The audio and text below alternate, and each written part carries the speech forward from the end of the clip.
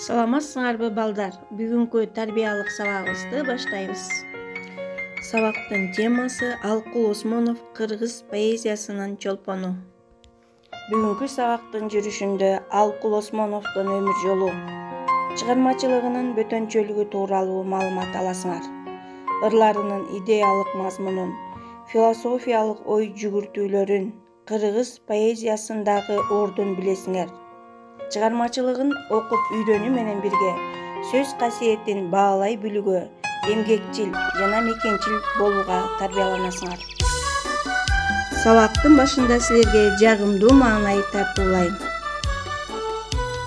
Жарашыктуу жаштайын, жадыраган жасайын, жаш күнүмдөн тең өзгөнү жакшына каяткайын, жаш күнүмдөн тең өзгөнү жакшына каяткайын, бутагына коноюн, кыштын жолун тороюн, жаштыгымды менден алай, аккан суң болоюн, жаштыгымды менден алай, аккан суң болоюн.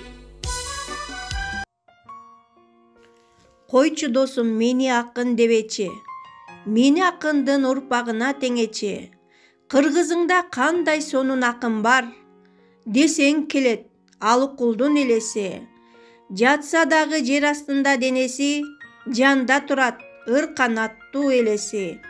О досум ай, акын болгуң келеби, талантыңды Алыкулга теңечи, деп Насирдин Бектемиров айткандай, кыргыздын улуу акыны, кыргыз поэзия ааламынын генийи, улуттук ыр өнөрүнүн кайра жаратуучусу, элдин көркөм өнөрүнүн ачылышын жасаган улуу акын түрү болгондо быйыл 106 жашка чыкмак. 35 жашында мезгилсиз дүйнө салган калемгер дагы жашай түшкөндө эмне деген керемет чыгармаларды жаратат эле. Дагы үйдө күрс-күрс этип жөтөлүп, мууну бошоп турса дагы көшөрүп, артык көрүп өз жанынан өзгөчө, ата журттун ал дейлеген көтөрүп. Бийик өспөй өмүр деген чынары, билген окшойт аз жашаарын сыягы, баласындай баш көтөрбөй ыр баккан Алыкулдай алпакындар чыгабы, деп ыр сабында айтылгандай, лириканын пири аталган улуу акыныбыз Алкул Осмонов 1915 жылы азыркы Чүйдүн Жайыл районуна караштуу Каптал арык айылында жарык дүйнөгө келген. Ата-энеси Осмон менен Алтын колунда жок карапайым адамдар эле. Кайгылуу турмуш болочоктогу акын үчүн эрте эле башталып, ымыркай кезинде апасынан, жашы 3кө келгенде атасынан ажырайт. Бой жетпей азапка тунчуккан Алыкулга 1925 жылы гана баш калкалоочу жай табылат. Аны Токмоктогу балдар үйүнө тапшырышат. Эң жаш калып, эсте калбай ата-эне, кайнап бышып далай кыйын кездерге, балбан турмуш түбү калың болсо да, керек жерин жарат ээп кирерде.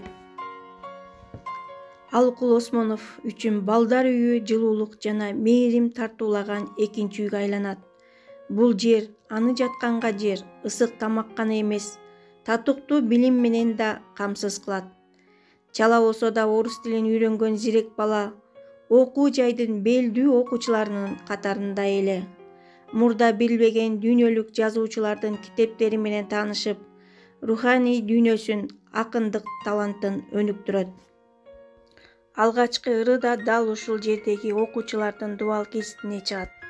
Акын тарбиячысы Груня Савельевна менен таанышат. Ата-эне сүйүүсүн татпаган бала үчүн тарбиячысы чыныгы коргоочуга айланат. Алыкул өз үйүнө айланган балдар үйү жана ата-энесинин ордун толтурган тарбиячысы менен 1929 жылы коштошот. Далай таттуу даам жедим колуңдан, кем көрбөдүң өз бир тууган бооруңдан, начар экен батың олсун бала деп, шашып турдуң чалай кулуу ордуңдан.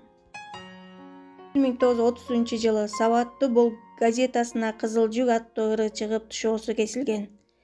1935-1950 жылдарда акындын ондогон ыр китептери чыккан. Тандалган ырлар Махабат, Чолпонстан жана башка. Мойдом аттуу ырлар жинагы Москвадан которулуп чыгарылган. Акын эле болбостон мыкты котормочу болгон. Пушкиндин Евгений Онегин, Шекспирдин Отелло, Шота Руставелинин Жолборс дерисин жамынган баатыр, Крыловдун тамсилдерин эң мыкты деңгээлде которгон. Алыкул акын деген атка конуп, турмушка үмүт менен карап калган жигит курагында Айдайды тапты. Ага ашык болду. Ал тез эле башка бирөөгө турмушка чыгып кетти. Алыкул Осмонов жубайы Зейнеп Сооронбаева менен 1940-жылы таанышат. Байдылда Сарногоев: биз акындар колдун болсок оң солу, алыкул ошол колдун ортону. Биз акындар жылдыз болсок көктөгү, алыкул жылдыздардын чолпону. Ыр саптарында айткандай, акынга арналган китептери, эскертмелери жарык көрдү. Өмүр бизден өтсө да, эл эмгектен эскерсин. Мезгил жана алыкул, алыкулга гүлдесте. Ыр сабындагы өмүр, сапар. Алыкул Осмонов атындагы мамлекеттик сыйлык бар. 2015-жылы улуу акындын үй музейи жаңыланып, эстелик коюлган. Мындан сырткары кыргыздын 200 сомунда Алыкул Осмоновдун «Ысык көл кээде тынч да, кээде толкун. Толкуса толкунуна тең ортокмун. Турмушта канча жолдош күтсөм дагы, бир сырдуу сендей жолдош күткөн жокмун» деген ыр саптары түшүрүлгөн эң кызыктуусу дүйнө жүзү боюнча жалгыз 200 сомго ыр жазылган. Касиеттүү ысык көл Алыкулдун эң жакын сырдашы, досу, муңдашы болгон. Ырларын ысык көлсүз, көлдү аккуусуз элестете алган эмес. Акындын ырлары окурмандарды тамшантып, дагы жашай берерине, анын ырлары дайыма жадыбызга жатталып, көйдөнүбүздө жүрө берерине ынандык. Турмуш бүтпөгөн сыяктуу, Алыкулдун поэзиясын өмүр бою ар кимибиз өзүбүзчө үйрөнүп, өзүбүзчө өздөштүрө беребиз.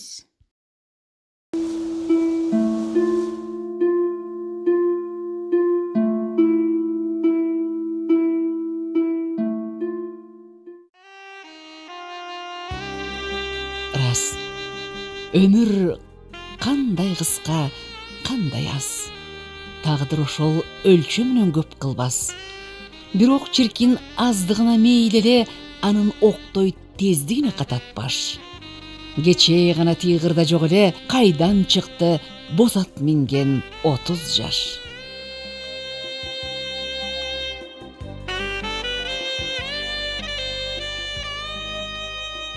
Шайтан көрдүм долулугун карачы, байкушчандын момундугун карачы. Өлүм, өмүр аралыгы даңгырап, тазалыгын, сонундугун карачы. Даяр орду, белен жайы бош турбай, анын мелт калп, толумдугун карачы. Бүгүн дуулап, кеч кимди эч ойлонбой, кечээ жыргап, эртеңкиме кайда кой. Мен алдаган жаштыгыма ишим жок, өлүм мени эркелетип койгондой. Ушунча күн, ушунча жыл арасы жана гана, бая гана болгондой.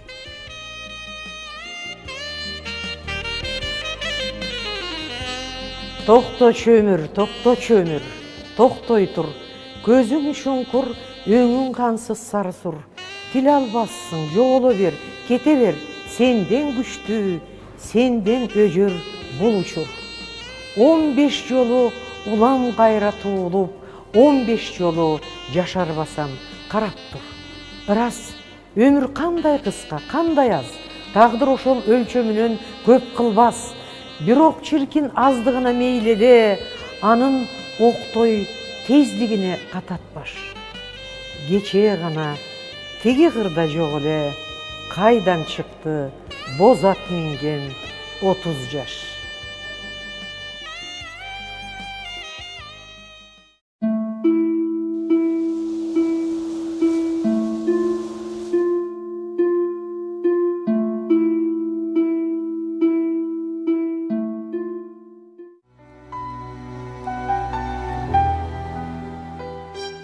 kim berse da жақшы берген бақтымды, kim қойса да жаман қойған атымды. Ушақчыдан не қылам деп сұрасам, 5 тиынға маға сат дейді даңқыңды. Сатам алсын, қайдан білсін барқымы, шайға салып жұтар кезде, зар тілін құйқалачу мен қырғыздың ақыны. Қардуу күні қойса керек атымды, аяз күні берсе керек бақтымды. İçaramdan ne қылам деп сұрасам, 1 тиынға маға сат дейді даңқыңды. Сатам алсын, қайдан білсін барқымы, қантқа салып жұтар кезде, қара көңлін құйқалаушы мен қырғыздың ақыны. Шотаны қотырсын дейм. А бұлар үзінділерлі. Сүйінің көзгөрбөз түрлері бар. Сүйінің құлақ ұқпас үндері бар. Сүйінің қыш болсы да жайдан жырғал, үзілбөз баш қадамға гүлдері бар. Сүйінің арфаларға бербей тұрған, өзінің тарта тұрған күйлері бар.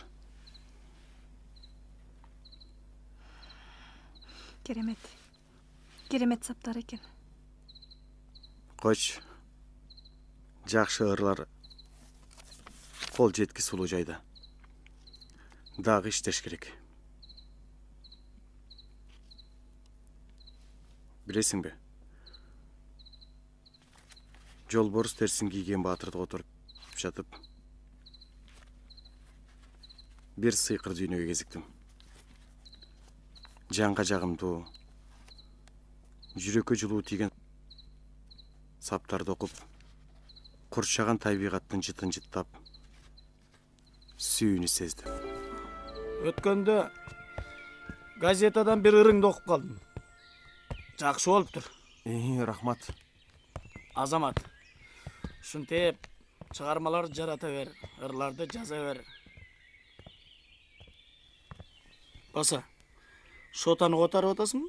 Қотарып отам. Батылы бүтіп қой өтірем, біраз шарт келішпейлі. Сен ұсығатаға орып келбейсің бе? Путевка бар. Директорына сөйлессең, саға бір бөлме береді. Ояндай олса сон болып өйтпілі. Ой, саға өрбеген путевканы кімге береміз? Өзіңдағы бұл жазушылар союзының ақа албаған секретарі болсаң, шотанын қотормочысы, қырғыздың чоң ақыны. Менді қаяқтағы чоң ақын. Системелі апыртып жөресі та. Қотар өл. Бұл іш сенің қолыңан келеді. Мен саға шенем. Егерде бұл іш қолыман келбесе, анда мен чавал ақымын.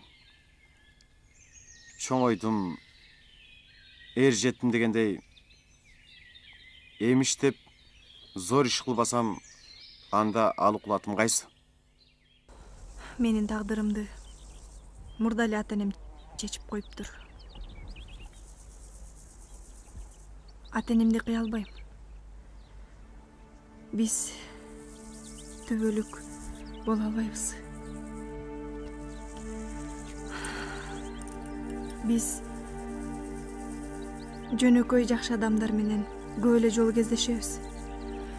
Бирок кечир мени.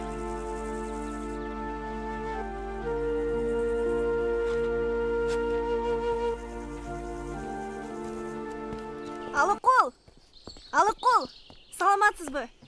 Саламатсыз Балыкул. Саламатчылык. Менин атым Рита. Мен сиздин ырларыңызды окугам. Менин курбум. Менин курбумдун аты Зейнеп. Мен азыр келем.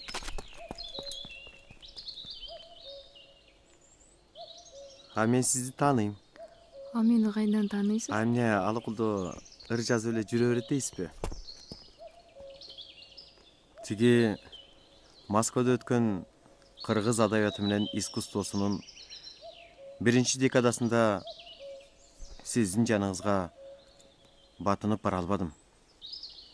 Анан тиги агаларыңыз Гери менен Сапаргалыйга барып жүргөнүмдө сизди байкап жүрдүм. Анан тиги Дзержинский багында секеле кезиңизде муз тээп ойноп жүргөнүңүздө сизди көп көрдүм. Сизге сиз менен сүйлөшөйүн дегеним мага турмушка чыгууга кандай карайсыз? Эмне дейсиз?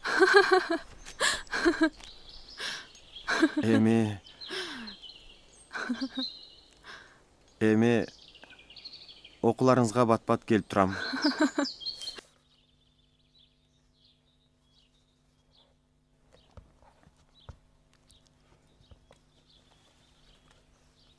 Зейнеп. Буну кайдан терип жүрөсүң? А менне эртең менен туруп бекер жүрөт дейсиңби? Мен азыр. Эй, чиркейин. Эгерде колдон келсе, адамзаттын бүтүндөй акыл эс байлыгы болгон улуу чыгармаларда кыргызча сүйлөтсөң гана. Кыргызча.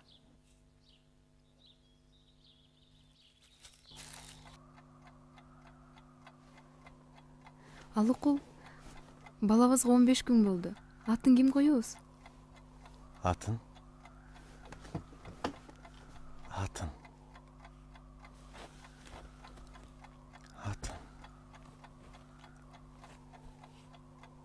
Ай. Жылдыз. Жаандан кийинки теребел. Аңкыган теребел. Чыпар. Алыкул. Балан дем чыкпай жатат. Баламыз апаратат. Zeynep. Жок. Zeynep. Zeynep. Жок. Жок. Çıparım.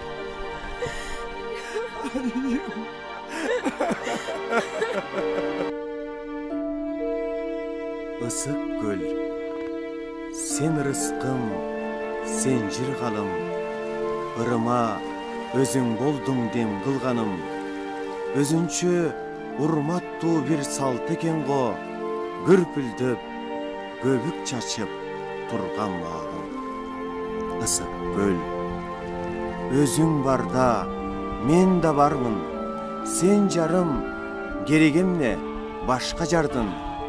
Тагдырдын марттыгына мен разы. Бар тура, кубанарым, мактанарым. Эй көлүм, тунугундай тунуп турсаң, бирокта тунук акыл уул туусаң, кубатсыз мендей начар акындарды шарпылдап, толкуп туруп жей курсаң. Залкар акын арабызда жок болсо да, анын жараткан мыкты чыгармалары кадимкидей өзүн элестетип жашап келет. Анда эмеси акындын өмүр жолун үйрөнүү менен бирге ал адамдай ата журтка кызмат кылып, аны сүйүүгө, чыгармачылыкты баалай билүүгө баарыңарды чакырмакмын.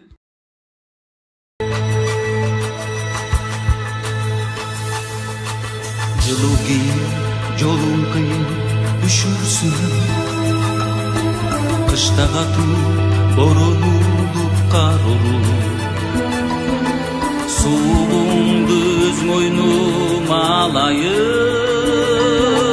Жол карайын, токтой турчу атажу. Жол карайын, токтой турчу атажу. Жазда башка жел тибесин абайга. Көккө турбас могул турган сур булут. Бүттардын өз мойнум алайын. Сен оруба, мен оруюн атажу. Сен оруба, мен оруюн атажу.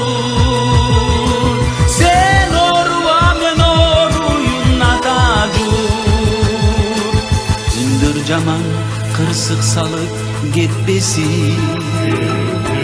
Талапкер ат тизгин шарт буруп, азабыңды өз мойнума алайын. Из карайын токтой турчу атажу, из карайын токтой турчу атажу. Жазда башка желти десин абайга, көккө турбас момул турган сур булут. Күн тартымды өз мойнума алайын. Сен оруа, мен оруюн атажу. Сен оруа, мен оруюн атажу. Сен оруа, мен оруюн атажу.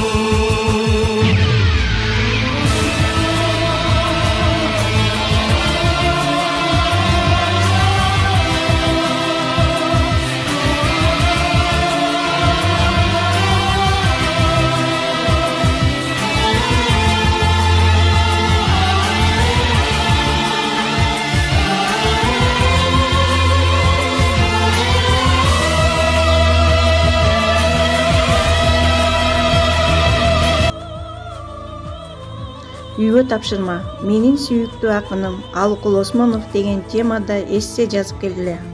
Саламатта калгыла балдар.